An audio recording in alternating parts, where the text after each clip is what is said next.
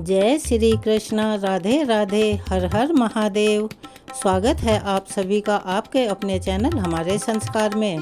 आज हम आपके लिए लेकर आए हैं इंदिरा एकादशी के व्रत की कथा। लेकिन आगे बढ़ने से पहले आप सभी से हाथ जोड़कर निवेदन है, प्लीज़ अगर आप चैनल पर नए हैं तो चैनल को सब्सक्राइब करें, वीडियो को लाइक करें, ज़्यादा से ज़्यादा शेयर करें, बेल आइकन को भी अवश्य ही दबाएं। कमेंट्स बॉक्स में जय श्री कृष्ण, राधे राधे, हर हर महादेव अवश्य ही लिखें, क्योंकि प्रभु का नाम ऐसा होता है जितना हम उसे याद करते हैं, स्मरण करते हैं, उसका जाप करते हैं, उतने ही हम अपने कष्टों से मुक्ति पाते हैं और भगवान के समीप जाते हैं। आश्विन मास चल रहा है, जिसे पितृपक्ष की वजह से अति महत्वपूर्ण माना जाता है, क्योंकि हम अपने पितरों के निमित्त जो भी कार्य हमें करने हैं वह इस महीने में कर सकते हैं और उन्हें मुक्ति दिला सकते हैं और उनकी आत्मा को शांति पहुंचा सकते हैं। आश्विन मास के कृष्ण पक्ष की इंदिरा एकादशी को पितरों की मुक्ति और उनकी आत्मा की शांति के लिए सबसे उत्तम और सर्वश्रेष्ठ माना गया है।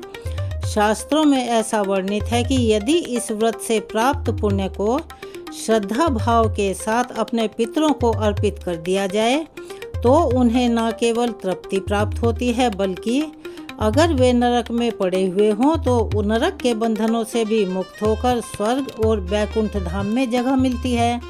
इंदिरा एकादशी की विशेषता यह भी है कि इस दिन व्रत के साथ यदि कोई भक्त श्रीमद् भगवत गीता के 7वें अध्याय का पाठ करता है या उसको सुनता है या दूसरों को सुनाता है तो उसे अक्षय पुण्य की प्राप्ति होती है, जिसे कि वर्णित नहीं किया जा सकता।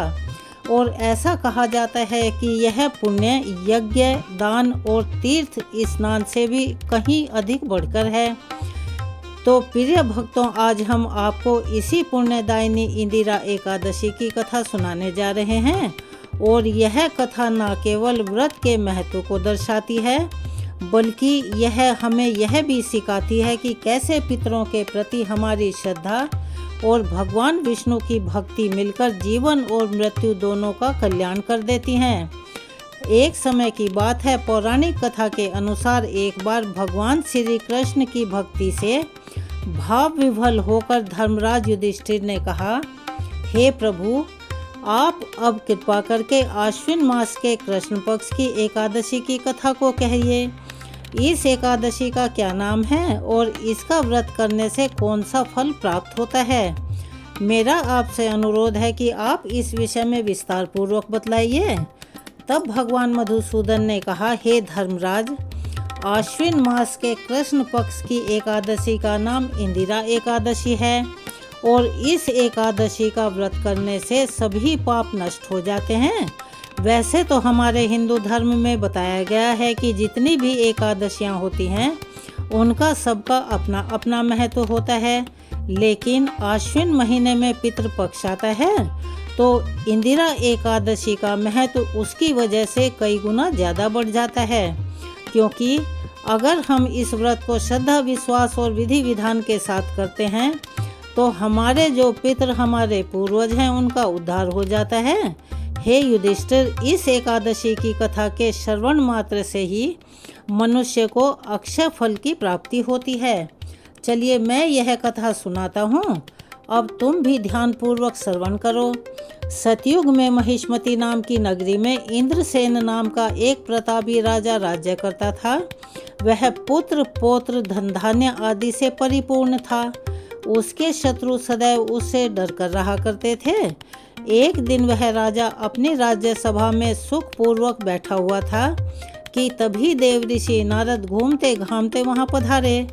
नारद जी को आया देखकर राजा आसन से उठे और प्रणाम करके उन्हें आदर सहित आसन दिया। तब महर्षि नारद ने कहा, हे राजन, आपके राज्य में सब कुशल से तो है ना? मैं आपकी धर्म परायणता देखकर अति प्रसन्न हूँ। राजा ने कहा, देव ऋषि, आपकी कृपा से मेरे राज्य में सब कुशल मंगल है और सब शांतिपूर्वक चल रहा है और आपकी कृपा से मेरे सभी यज्ञ कर्म यानी धार्मिक जो भी अनुष्ठान हैं वो सफल हो गए हैं। हे महर्षि, अब आप कृपा करके यह बतलाइए कि आपका यहाँ आगमन हुआ है, उद्देश्य क्या है? बताइए, मैं आपकी क्या सेवा करूँ? तब महर्षि नारद ने कहा, हे नृपोत्तम, कि हे राजाओं में उत्तम, मुझे एक महान विस्मय हो रहा है कि एक बार जब मैं ब्रह्मलोक से यमलोक गया था, तब मैंने यमराज की सभा में तुम्हारे पिता को भी बैठे हुए देखा था। तुम्हारे पिता महान ज्ञानी, दानी और धर्मात्मा थे, मगर एकादशी के व्रत के बिगड़ जाने से यानी सही से ना होने के कारण वह यमलोक में गए हैं। और तुम्हारे पिता ने तुम्हारे लिए एक संदेश मेरे द्वारा भिजवाया है। यह जानकर राजा बेचैन हो उठे और फिर उन्होंने हाथ जोड़कर विनम्र भाव से निवेदन किया कि हे देव ऋषि, शीघ्र बताइए क्या संदेश है। महर्षि, कृपा कर यथा शीघ्र कहिए। तब देव ऋषि नारद ने कहा, राजन, तुम्हारे पिता ने कहा है कि महर्षि, आप मेरे पुत्र इंद्रसेन से, जो कि महिष्मती नगरी का राजा है, उसके पास जाकर एक संदेश देने की कृपा करना। मेरे किसी पूर्व जन्म के बुरे कर्म के कारण मुझे यह लोक मिला यानी नरक लोक मिला है। यदि मेरा पुत्र आश्विन माह के कृष्ण पक्ष की इंदिरा एकादशी का व्रत विधि विधान से करे और उस व्रत के फल को मुझे अर्पित कर दे, तो मेरी मुक्ति संभव है और मैं भी इस लोक से छूटकर स्वर्गलोक में वास कर सकूं। इंद्रसेन को अपने पिता के यमलोक में पड़े होने की बात सुनकर बहुत दुख हुआ। उन्होंने नारद जी से कहा, हे देव ऋषि, यह तो बड़े दुख की बात है जो आपने मुझे बताई कि मेरे पिता यमलोक में पड़े हैं। मैं उनकी मुक्ति का उपाय अवश्य ही करूँगा। आप मुझे इंदिरा एकादशी के व्रत का विधि विधान बताने की कृपा करें। तब देव ऋषि नारद जी ने कहा, हे राजन, आश्विन मास के कृष्ण पक्ष की 10वीं तिथि के दिन प्रातः काल श्रद्धा पूर्वक स्नान करना चाहिए। संभव हो तो किसी पवित्र नदी में करें और अगर ना हो पाए तो अपने घर पे जो नहाने का जल है उसमें थोड़ा सा गंगा जल मिला लें। इसके बाद दोपहर को भी स्नान करना चाहिए। उस समय जल से निकलकर श्रद्धा पूर्वक पितरों का श्राद्ध करें और उस दिन केवल एक समय ही भोजन करें और रात्रि को पृथ्वी पर शयन करें। इसके दूसरे दिन अर्थात एकादशी के दिन नित्य कर्मों से निवृत्त होकर स्नान आदि के उपरांत भक्ति पूर्वक व्रत को धारण करें यानी कि उसका संकल्प लें और संकल्प इस प्रकार करें कि मैं आज निराहार रहूंगा और सभी भोगों का त्याग करूंगा। उसके उपरांत अगले दिन भोजन ग्रहण करूंगा। हे प्रभु, हे श्री लक्ष्मी नारायण भगवान, आप मेरी रक्षा करने वाले हैं। आप मेरे इस व्रत को, इस उपवास को संपूर्ण कराइए।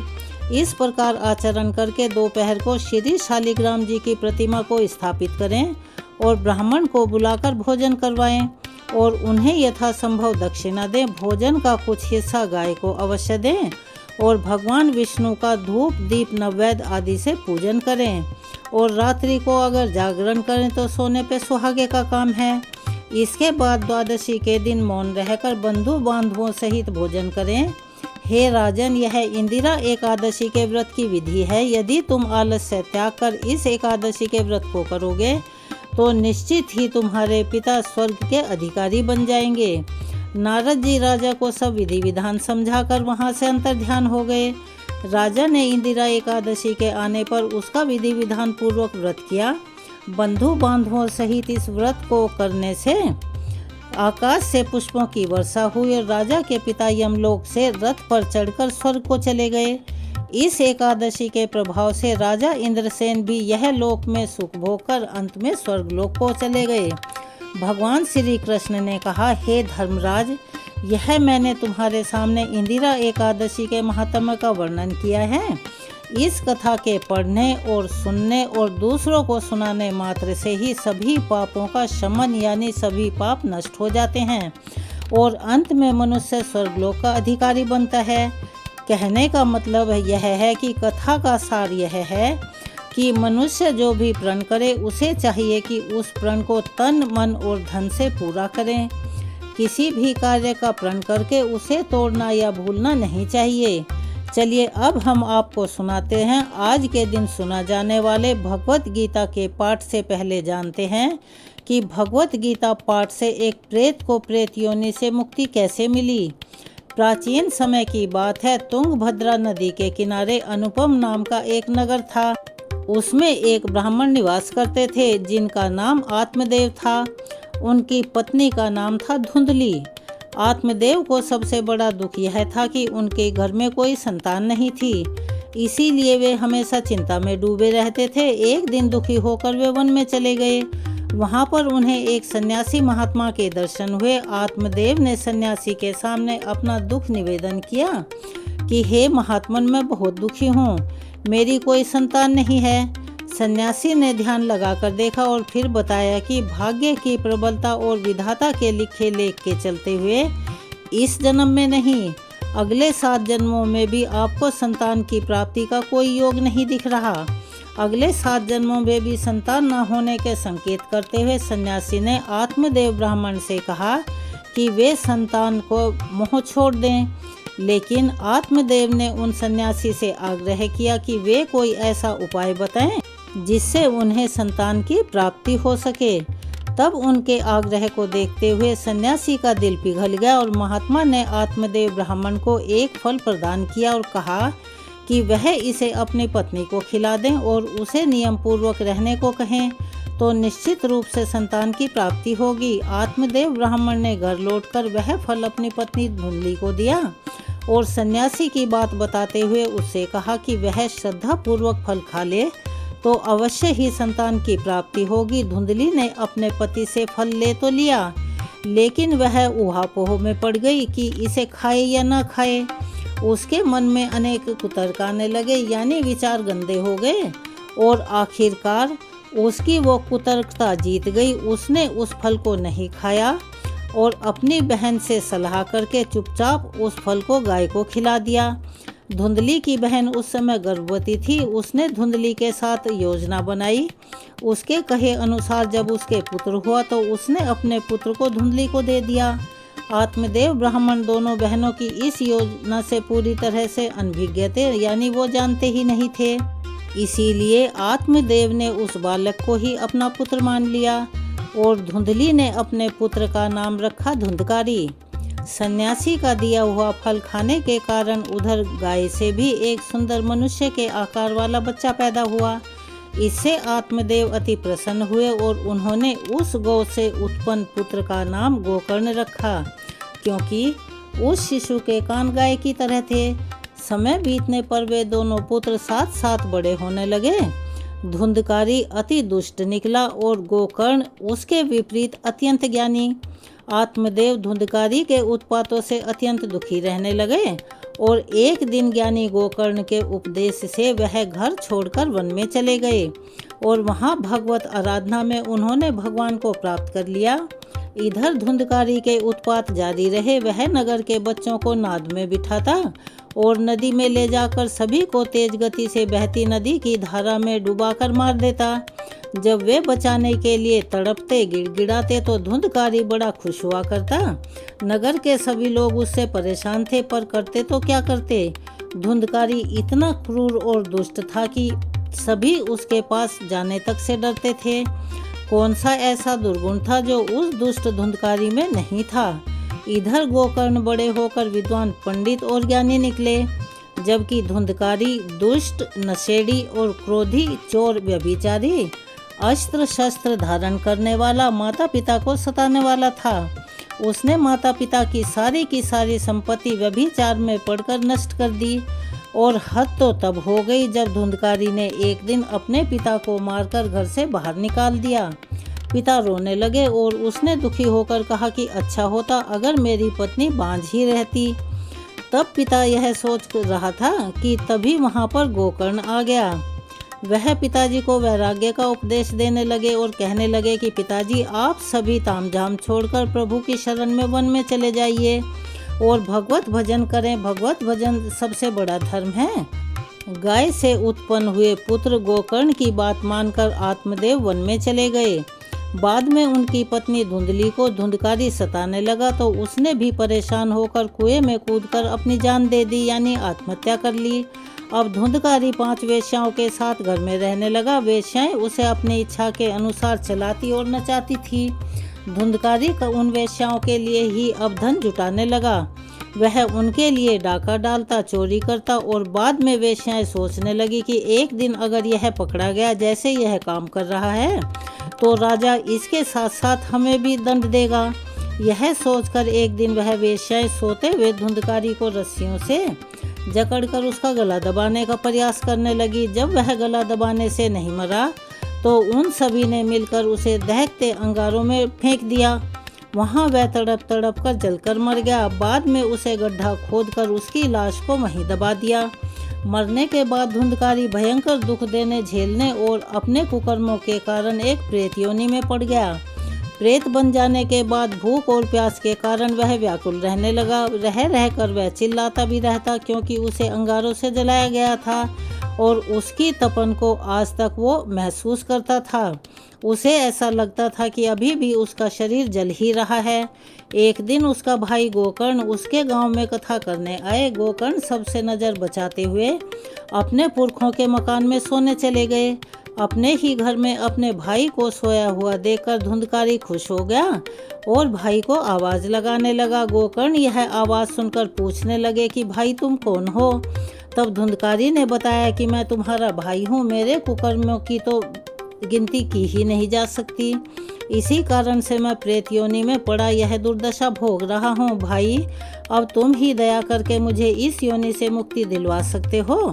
गोकर्ण ने कहा कि मुझे बड़ा आश्चर्य हो रहा है कि मैंने तो तुम्हारे लिए विधि विधान पूर्वक गया जी जाकर तुम्हारा श्राद्ध किया था, फिर भी तुम प्रेत योनि से मुक्त क्यों नहीं हुए? मैं कुछ और उपाय करता हूँ।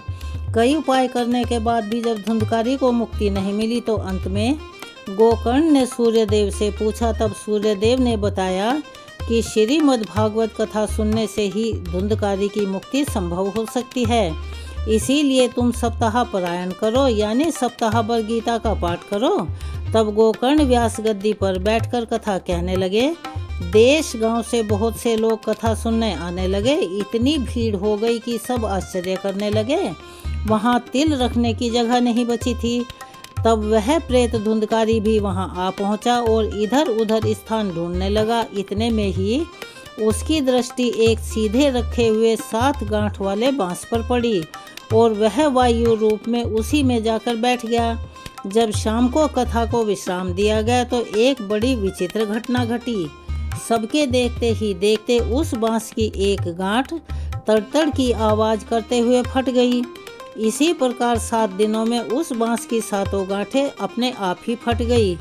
12 स्कंद सुनने से पवित्र होकर धुंधकारी एक दिव्य रूप धारण करके सबके सामने खड़ा हो गया। उसने भाई को प्रणाम किया। तभी वैकुंठवासी पार्षदों के सहित एक विमान वहां उतरा और सबके देखते ही देखते धुंधकारी विमान पर चढ़ गया। उन पार्षदों को देखकर गोकर्ण ने कहा कि भगवान के प्रिय पार्षदों, यहाँ हमारे अनेकों शुद्ध हृदय श्रोतागण हैं। उन सब के लिए भी एक साथ बहुत से विमान तुम क्यों नहीं लाए? यहाँ सभी ने तो समान रूप से कथा सुनी है, फिर फल में इस प्रकार का भेदभाव क्यों किया गया? तब भगवान के पार्षदों ने कहा कि इस फल भेद का कारण यह है, इसमें सुनने का भेद है। इन सभी ने एक समान रूप से कथा तो सुनी किंतु उसके जैसा मनन नहीं किया। इस प्रेत ने 7 दिनों तक सुने हुए विषय का स्थिरता से खूब मनन भी किया। ऐसा कहकर वे सभी पार्षद बैकुंठ को चले गए। फिर अगले पवित्र मास में गोकर्ण ने फिर से उसी प्रकार सप्ताह का क्रम किया और कथा कही। वहाँ भक्तों से भरे हुए विमानों के साथ भगवान प्रकट हो गए। उस गांव में कुत्ते और चांडाल पर्यंत जितने भी जीव थे सभी दिव्य देह धारण करके विमान पर चढ़ गए। भगवान उन सभी को योगी दुर्लभ गोलोक धाम में ले गए। इस कथा का सार यह है कि अपने माता पिता को कष्ट देने वाला, शराब पीने वाला, वेश्यावृत्ति करने वाला पुरुष प्रेत योनि को प्राप्त कर अनंत काल तक यूं ही भटकते रहते हैं। अब ना तो गोकर्ण की तरह कथा सुनाने वाले हैं और ना धुंधकारी की तरह सुनने वाले। धुंधकारी को उसके पापों की सजा तो मिली ही, साथ ही उसे प्रेत योनि में रहकर सजा भुगतनी भी पड़ी। और बाद में जब उसे पछतावा हुआ तो भागवत कथा सुनकर उसका मन निर्मल हो गया और निर्मल मन होने से उसके सारे संताप जाते रहे। बांस की 7 गांठें हमारी 5 इंद्रियों छठे मन और सातवीं बुद्धि पर लगी हुई अज्ञान की अशुद्धि की गांठें हैं। भागवत के श्रवण मनन से पूर्व धुंधकारी पांचों इंद्रियों, छठे मन और सातवीं बुद्धि नामक सातों स्तरों पर अशुद्धि और ज्ञान से भरा हुआ था। यही उसका 7 गांठों वाले मांस में बैठना है। भागवत के श्रवण मनन के पश्चात इन 7 स्तरों पर वह अशुद्धि और अज्ञान से मुक्त हो गया और यही बांस की 7 गांठों का फटना है। अब सुनते हैं श्रीमद् भागवत गीता के 7वें अध्याय का पाठ, जो कि ज्ञान विज्ञान का योग है। इसे भगवान श्री कृष्ण ने तब कहा जब अर्जुन केवल युद्ध के धर्म संकट में ही नहीं बल्कि भगवान के स्वरूप और उनकी महिमा को समझने की जिज्ञासा से भी व्याकुल थे। और अगर पितृपक्ष के दिनों में भगवत गीता के 7वें अध्याय का पाठ या श्रवण किया जाए और उसका पुण्य पितरों को अर्पित किया जाए तो केवल उन्हें तर्पण का जल ही नहीं बल्कि ईश्वर का साक्षात ज्ञान और भक्ति का अमृत मिलता है। यह अमृत उन्हें नरक बंधनों से मुक्त करके मोक्ष के मार्ग की ओर अग्रसर करता है। कुरुक्षेत्र के मैदान में भगवान श्री कृष्ण अर्जुन से कहते हैं कि हे पार्थ, अनन्य प्रेम से मुझ में आसक्त चित्त और अनन्य भाव से मेरे परायण होकर योग में लगा हुआ तू जिस प्रकार से संपूर्ण विभूति, बल, ऐश्वर्य आदि गुणों से युक्त सबके आत्म रूप मुझको संशय रहित जानेगा, उसको सुन।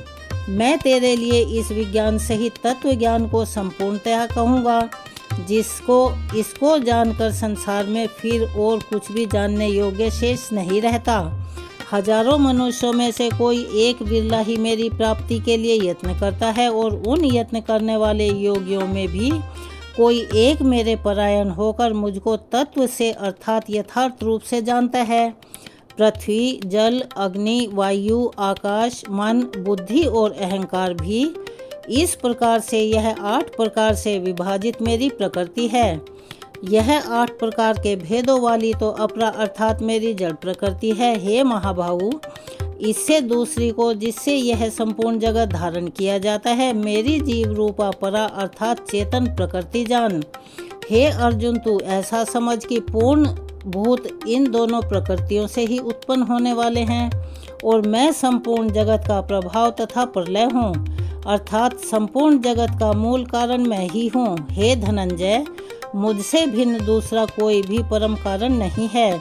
यह संपूर्ण जगत सूत्र में सूत्र के मणियों के समान मुझ में गुथा हुआ है। हे अर्जुन, मैं जल में रस हूँ, चंद्रमा और सूर्य में प्रकाश हूँ, संपूर्ण वेदों में ओंकार हूँ, आकाश में शब्द और पुरुषों में पुरुषत्व हूँ।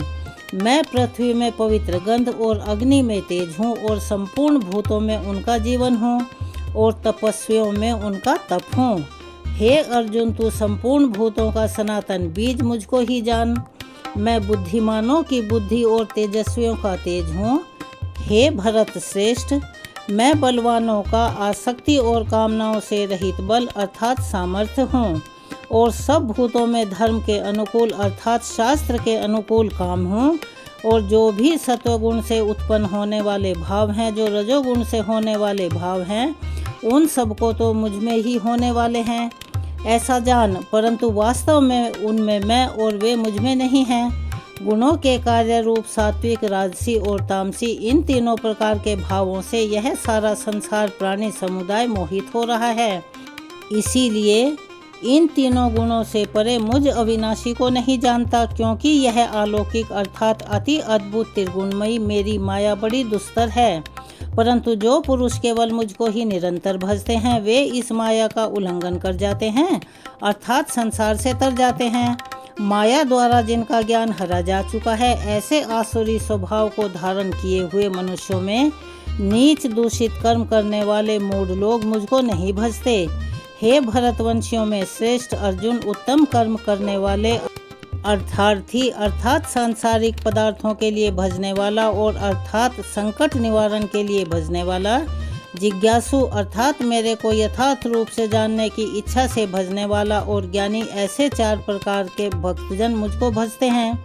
उनमें नित्य मुझ में एकाकी भाव से स्थित अनन्य प्रेम भक्ति वाला ज्ञानी भक्त अति उत्तम है, क्योंकि मुझको तत्व से जानने वाले ज्ञानी को मैं अत्यंत प्रिय हूँ और वह ज्ञानी मुझे अत्यंत प्रिय हैं।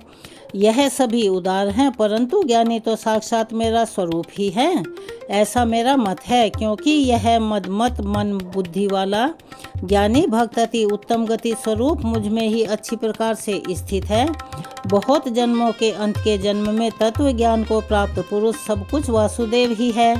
इस प्रकार मुझको भजता है, वह महात्मा अत्यंत दुर्लभ है। उन भोगों की कामना द्वारा जिनका ज्ञान हरा जा चुका है, वे लोग अपने स्वभाव से प्रेरित होकर उस समय नियम को धारण करके अन्य देवताओं को भजते अर्थात पूजते हैं।